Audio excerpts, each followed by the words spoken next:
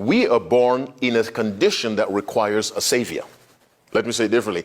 Everyone born into the world of Adam is born needing a savior. If Adam sinned, why is God concerned about the rest of Adam's children, us, the rest of his family? Why should we have to be involved in this? Doesn't seem fair. If Adam sinned, then it should be between God and Adam. Why is it also affecting us?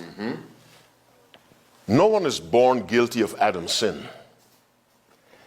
You're responsible for the sins you commit, you see.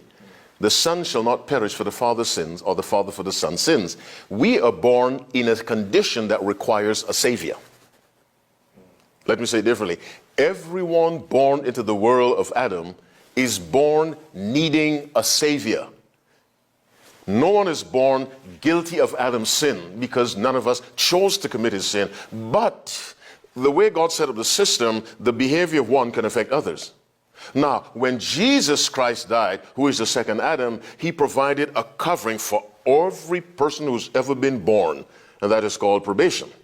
It was the blood of Christ that prevented Adam from dying immediately. It was the blood of Christ, because he was the lamb slain from the foundation of the world. Let me say again, when Christ died, his blood covered the entire world, like the morning and evening sacrifice in the days of the Old Testament, you see. Now, that covering didn't mean salvation from sin. It meant a temporary protection from destruction, from condemnation, within which period you can come to him and be justified. Let me say that again, differently. When Adam and Eve sinned and they hid from God, they were lost.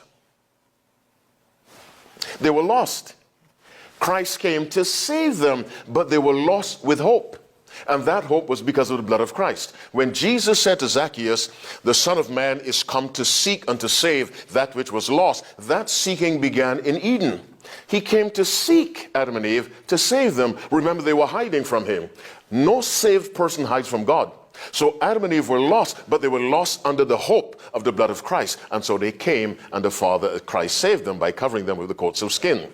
The sin of Adam gave to us a nature that leans towards sin. We have to be saved from that. So everyone born of Adam and Eve comes into the world needing a savior, but not guilty of Adam's sin. Let me say that clearly. That's original sin. Well, the Bible does not teach that. But we're born in need of a savior. The only person who was not born in need of a savior was the Savior himself, Jesus Christ. That is the part of the mystery of the incarnation, Christ becoming human. And so God does not hold me guilty for what Adam did. God holds me responsible for the choices I make.